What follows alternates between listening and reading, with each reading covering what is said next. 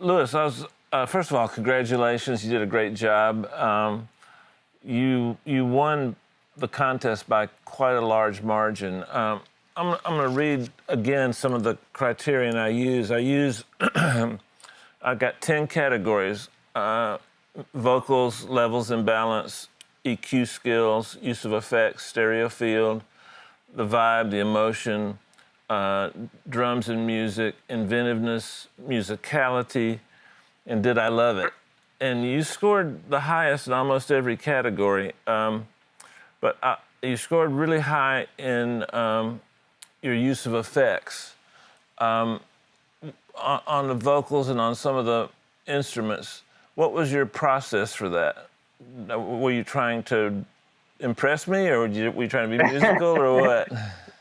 Well, thank you very much. I always try to like do my best. So yeah, but so for effects, yeah, what I found is like the tracks. There were like I don't know, like three, four, or five tracks of effects, and like the effects were like very like they had these big reverbs, and they were like a lot of like big effects. And at the beginning, I was thinking more in a drier mix, so I kind of lowered down the volume of the effect tracks that came with the stems, and like kind of de-reverb them with the reverb plugins, and then like started like a bit of working on the effects that I liked. That they were more into the delays side You know and what? less reverbs. Yeah. You know what? That's brilliant because uh, I'm listening to all these songs with the same effects, and then your song comes on, and it has different effects. And so sometimes, for a judge, different catches your ear, and then you start listening closer. Now, when I started listening closer to some of the contestants, they fell apart. But when I started listening closer to you, I could tell there's some skill here. On your vocals, what did you use on your vocals? Well, the vocals actually like from the whole mix, I would say there were like the tracks that were more like workable. They were more controlled. I mean, they were a bit already compressed and they were quite fine. The problem I find on the vocals were, well, not any problem really. I enhanced them with two kinds of delays. A slap one, a very short one, Uh-huh. and By short, like one you're talking for, about 80 yeah, milliseconds, 100 milliseconds? it was around 15, maybe Oh, 15 that's milliseconds short. or Okay. 10 or something like that. Oh, Yeah, okay. but they were filtered. Okay. And then I put like a longer delay, like of a fourth note, A quarter note, yeah. filtered, and yeah, basically that was it, and reduced the reverbs. Actually, I didn't use any reverb on the vocals because they Okay. were already like sounding big. Okay. Yeah. What is your education background and your experience? I played as a musician. I played guitar all my life in bands since I was young, and then, but I really like felt like I was more into the sounding part, like the mixing part.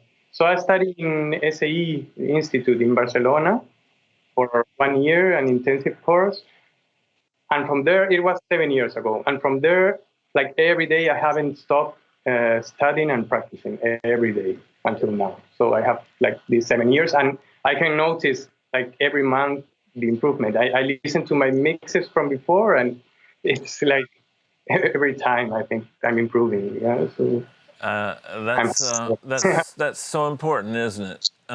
To feel like you're growing and improving based on Yeah, going back and listening to old mixes. yeah, definitely, definitely, and I can tell why because like all the new studies of the months, I apply them, then I filter them, and I only keep like the best things, the things that work. Uh-huh. So it's always like Oh, that's going great. up. What are some of your musical influences? Okay, I kind of like rock music, pop, and electronic a lot. But at the end, what I really enjoy listening to is like anything that sounds great. The sound is really at the end what really. You scored real high in musicality. I'm thinking that's why, because you didn't just bring one set of tastes to the mix. You brought a wide set of tastes, and your rock taste I could hear in the mix because it gave it a little more power and energy than some of the other mixes. Did you use Pro Tools? No, I mix in Logic Pro. Oh, Yeah. okay. What are some of your favorite plugins that you use a lot, and why? Well, it's difficult because there are so many, but okay. Yeah, I know. Just to say, I don't want to say that like the common ones that everybody knows, like the wave channels, compressor. So if I have to say something special, unique, it would be maybe I use a bit like to mix this chorus called Fluid from Audio Damage, Oh, which it's not like an effect. It doesn't feel like an effect. It just like opens up like every sound. Like for example, for mastering, I love the Oxford limiter from Sonos. I think it always gets like the best results in my opinion. what situations in the mix did you think you solved really well? What problems and how did you solve them? I would say like the most problematic was like maybe the low end, the kick and bass. Uh, I found them like they had a lot of sub bass, but not so much body. So yeah, for the bass, like I had to treat it like really good, process it really good. But then after, I lost like the high end of the bass because it was always acting like a synth, like making these high notes. So I just doubled the track of the bass, and I cut it in two. So I processed like the lower end like as a bass and the upper end like as a melodic synth or something like that. Yeah, yeah. And the other thing was like with the drum loops, with the drum tracks, they were like stems. They were all together, and like the snare, and they were a bit harsh, no? But like the snare drum was mixed in them, and every time I reduced the harshness, then I lost the snare sound a bit. So yeah, I had to duplicate them and cut the snare hits and process them differently also. No? Okay, So so you cut out all the snares individually. yeah, but luckily they were all in beat, so I just yeah, quantize in bit and cut them. So I could process them different because they really needed that. What did you do to solve the ultra low end issue? Yeah, I found like the bass was lacking of like upper harmonics or let's say mid low harmonics. So I really used a lot of harmonic distortion. I used the decapitator from Soundtoys and multiband compression, like to make a differentiation between the sub bass and the lower bass, and like I divided it in three ranges. I used buses like group tracks. Yeah. So after the processing, I joined the bass and the kick drum in a bus, and then I compressed them again together, and yeah, and that kind of stuff. And the other thing was on the main synth, it was only like one big synth like that covered like all frequencies, like from very low to very high, only one track, and that was masking absolutely everything, like the voice, like the vocals, the kick drum, the snare.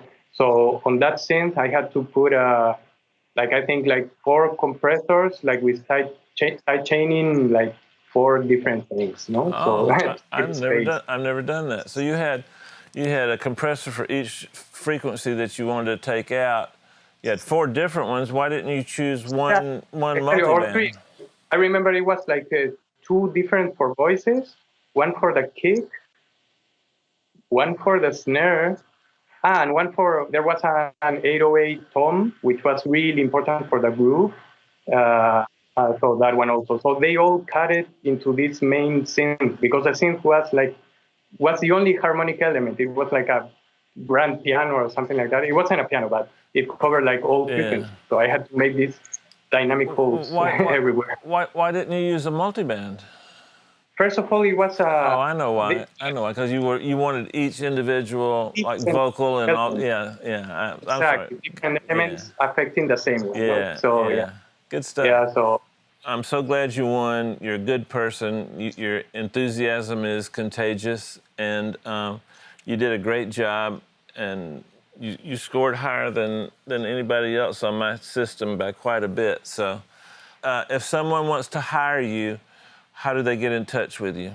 Yeah, well, my name is Luis Ceritelli, and you can Google me, my webpage or whatever, or my email directly, which is ceritelli.sound@gmail.com. Okay, Cerrittelli.